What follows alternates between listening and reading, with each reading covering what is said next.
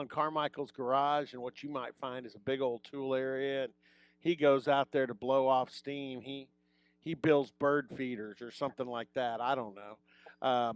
Or maybe when it's when he's trying to get through the fact of a pandemic causing doubt on his soccer team season, he goes in there and toodles around with the tools.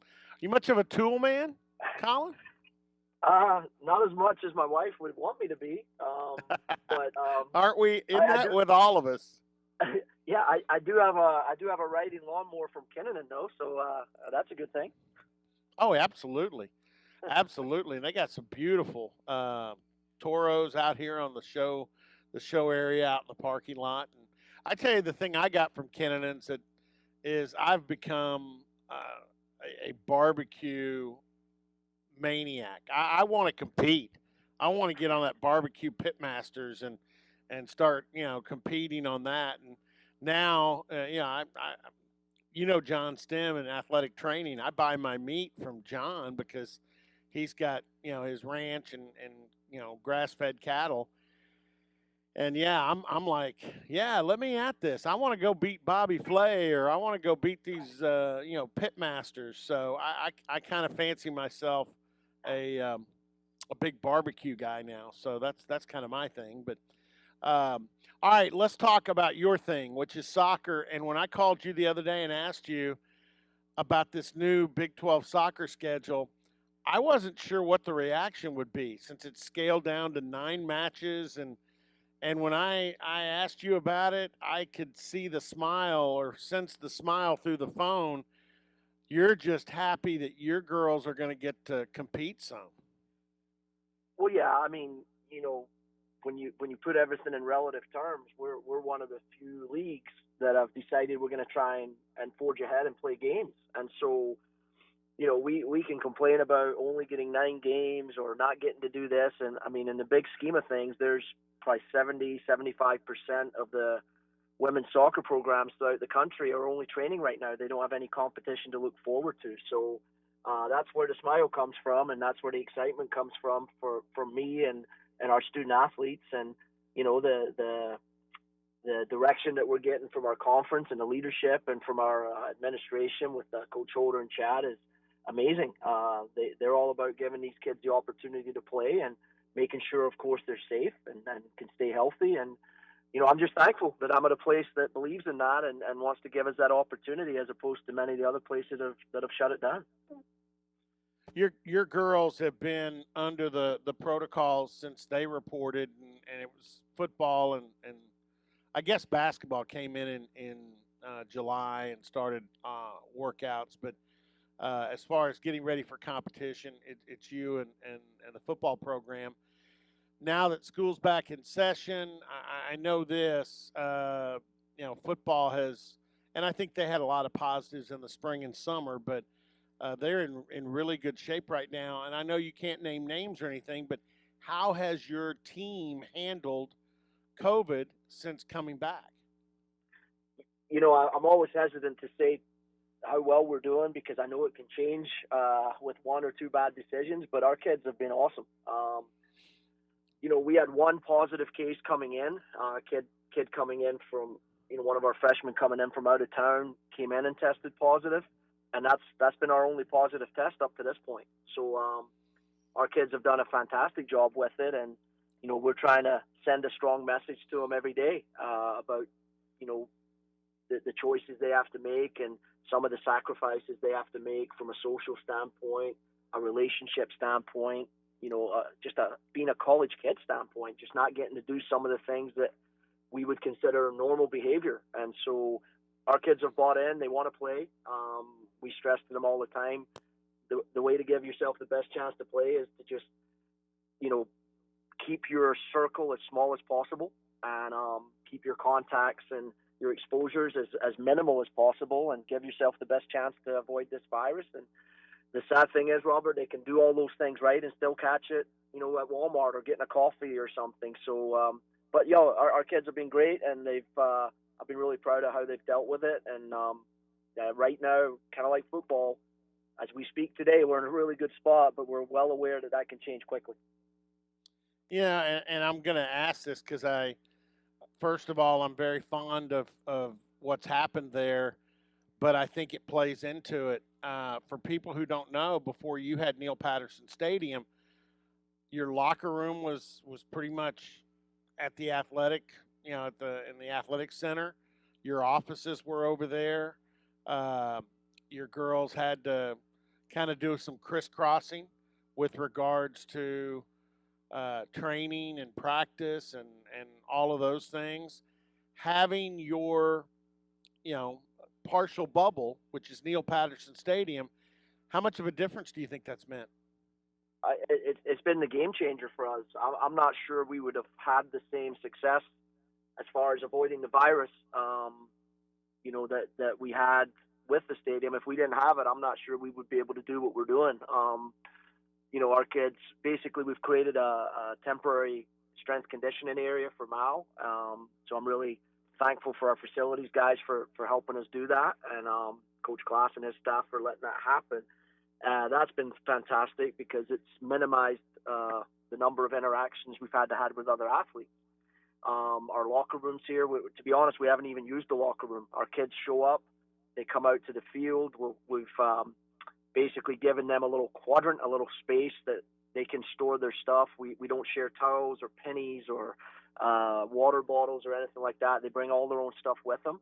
Now we'll gradually reintegrate back into the locker room as we get closer to game time. But right now, we've just tried our best to keep everybody separated. And so, yeah, without this facility and our ability to bring the kids here, train them, work them out, go to the training room, meet outside in the stadium, not having to be in small confined areas. Without the stadium, we wouldn't be able to do it. It's that simple. So, again, reminder to us how fortunate we are to have the support of people like Neil Patterson and his family. And, without this stadium, things would look very, very different for us in so many ways.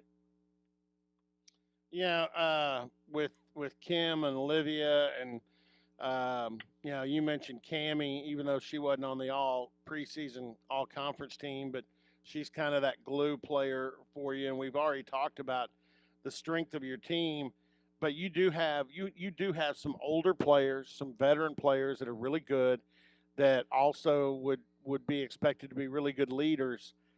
Have they filled that role the way you wanted them to?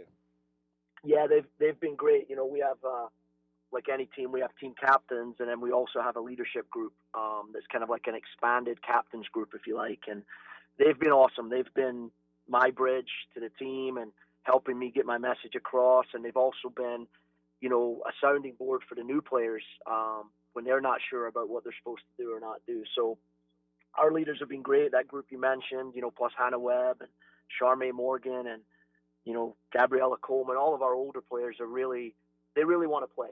They really want to compete. That's what they love to do. And so that's their driving force. Of course, they want to stay healthy. They don't want to get sick, but more than that, they want to compete. So they understand that we have to do all these things to give us the best chance to play. And they've been really good with the newcomers. And, we've had our moments where, kids have maybe gone and hung out when they shouldn't or something like that, and we've had to address a few things. But over the piece, the team have bought in, and I think when you're a new player on any team, you just want to fit in. You want to fit into the culture that's being created by the older players. You want them to like you and accept you. So they're going to follow the lead of our group, and hopefully, hopefully they'll buy into what we've established over the last few years. And so far, so good.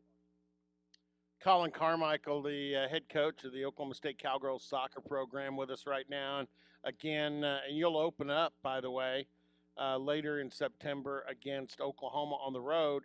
As you mentioned to me, your matches in the Big 12 haven't changed as far as the ones you were going to play at home. You've got at home. The ones you were going to have to go on the road to play. Same with this schedule. Um, but when you look at it, and we know Texas Tech was barely picked in the coaches poll to win the Big 12 this year. You're the defending champ, picked second. But one of the things I look at with this, because I'm always asking you during a regular season, what do you think of these other teams in the league? How are they doing going into conference play and so forth? And that's all we're going to have this year is conference play. But I really look at the Big 12 as as you know, there's not really too many easy matches anymore.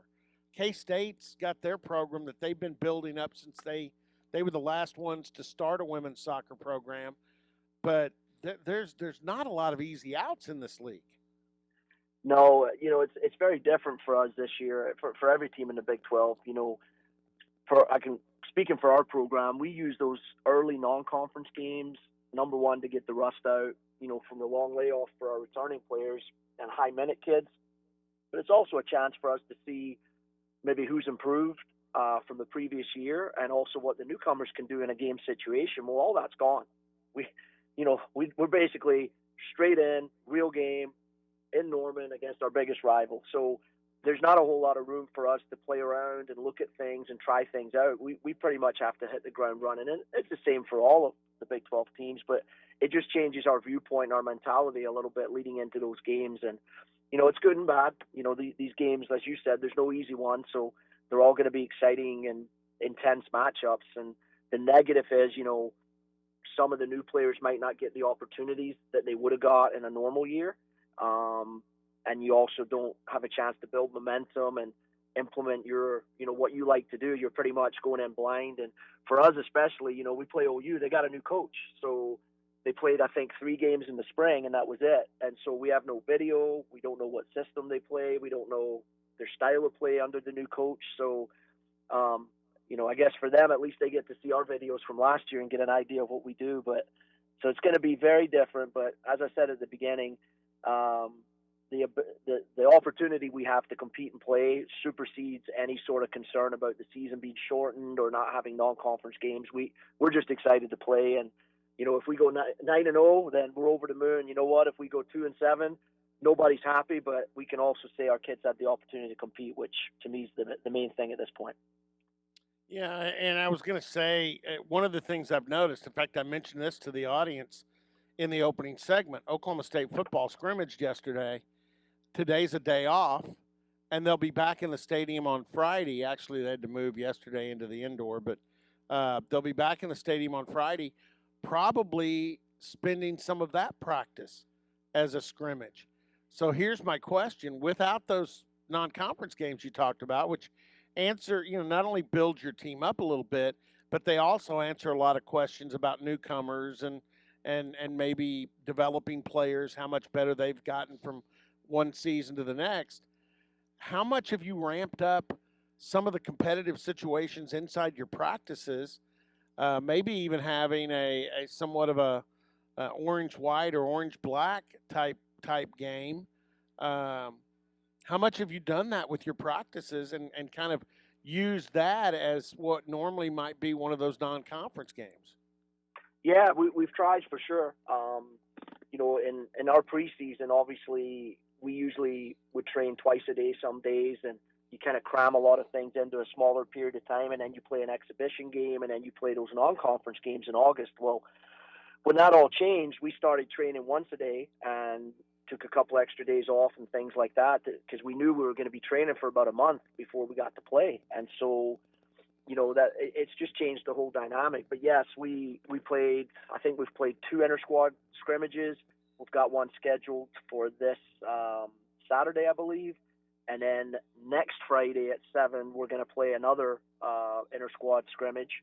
And we'll probably play a full game, full time and everything. And just to get on what the schedule is going to look like, because all of our games are going to be Friday night. So starting not this Friday, but next, we're going to play at 7 p.m. to get them on schedule. And then the next week leading up to that game is going to get them onto their normal weekly routine because, for us, a normal week, we have 2 games. We have Thursday, Sunday. So it's changing our off days. It's changing how hard we go on certain days and maybe our preparation days. So it's, you're trying your best to give. We have a lot of new players too. We have, I think, 10, 11 newcomers on the team, and you're trying to give them the opportunity to earn the spot and some minutes for the real games. And practice is great, but until you actually get in a game, sometimes you don't know what these kids can do. So it's definitely, I feel what football are going through as well. It's you're trying to simulate game situations, and that's hard to do. Well, and I've got just a couple of questions left for Coach Carmichael. In soccer, I think it's so much a lot like basketball in that certain combinations of players tend to have a better communication with each other, better, they just play together better. So you've also, in some of these inter squads, I bet you've got some kids that change teams in the middle of the, because you're trying to see who looks good together, right? Well, yeah, that's exactly right. We usually change at halftime. So the other night we played 2 35-minute halves, and so it's a little shorter than a normal game. But yeah, at halftime I think we made 5 or 6 changes, and for that exact reason. One, you're trying to give opportunities for some of these new players to play with, the Grace Yoakums and the Olivia Dowells and players like that. Yeah. And then you're trying to see who can play well together. Is a certain player at right wing back, does she just have a better relationship with this player, or do they mesh, or do you want a real athletic kid on the right and maybe a kid who doesn't go forward as much on the left and things like that. So we're having to figure that out on the fly. We usually have those 5 6 non-conference games early on, and you usually know you might get up a few goals in those games and you can really try things out. But like I said, it's different for everybody. We're just trying to be transparent with our kids and let them know that those opportunities are gone, and you really need to take those opportunities in training. If you want to make sure you're in that group who plays these 9 games, then you got to show us in training every day why you deserve it, because you're not going to get those opportunities, in any non-conference game. Yeah, and I mentioned the postseason before we had John that's going to kind of be up in the air until the NCAA comes down with some sort of ruling on whether they're going to honor a postseason champion from this year for the spring. Now, what will be the spring national championship tournament for NCAA Division I women's soccer. So the only question I've got left, and you may not be able to answer this, I probably should ask Larry and Andy Summerall yesterday when we had them on. Have you got any idea what Neil Patterson Stadium will look like when you play home matches yet? Yeah, there's been discussions. I don't think anything's been completely decided, but some of the discussions have centered around returning season ticket holders coming in, pass lists for the kids. You certainly want their parents and guests to have a chance to watch the games if people are allowed to be in. Um, Probably based on that, you're probably not looking at any walk up tickets being sold on game day, I would guess. Again, I'm just speaking of things that have been talked about. Nothing's decided. So I'm my hope. I'm hoping maybe they can do 25% of our stadium as well, or somewhere in that ballpark. Because I think that puts about 400 or 500 people in the stadium, and I think you can spread that group out pretty good. So yeah, I mean, hopefully here in the next few days that'll get determined, because as you would imagine, as soon as the schedule went out, we started fielding phone calls from parents and Yeah. kids and players and season ticket holders and donors asking about the game. So hopefully we'll get some word on that here pretty quick. Yeah, and the sad thing is, one of the fun things has been the end zone area with the students, and and all of the revelry, and that probably you can't allow much revelry these days. Yeah, it's unfortunate, and I was thinking about that the other day as well. I saw like a hype video or something that had come out, and it showed the drums and the students going crazy, and we'll miss that for sure. I can't imagine that's allowed to happen this year, but again, you got to adjust and deal with it, and we're fortunate we get to play, and hopefully we'll have some fans in there watching the game. So back in March, April, that seemed like something that wouldn't happen. So we got to take what we can get and be very thankful for it. Good thing is, with ESPN Plus, I would imagine every one of these Big 12 matches for every team is probably, not only are you going to be on, but you're probably going to be able to get good video on all your opponents recording the Yeah, streaming broadcasts.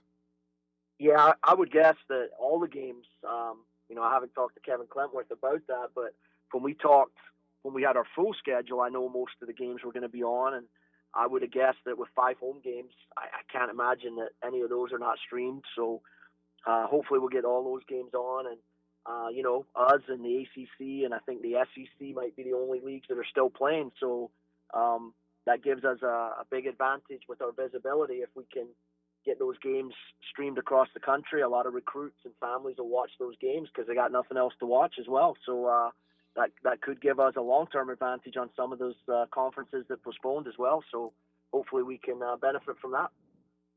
Colin, I appreciate it. Continued good fortune. Knock on wood. The gals continue to do a good job with their responsibilities with all this, and you can go into the season abbreviated full strength. So appreciate the time and look forward to the opening kickoff in Norman. Sounds great, Robert. Thanks very much. All right, Colin Carmichael, head coach of the Oklahoma State Cowgirls soccer team.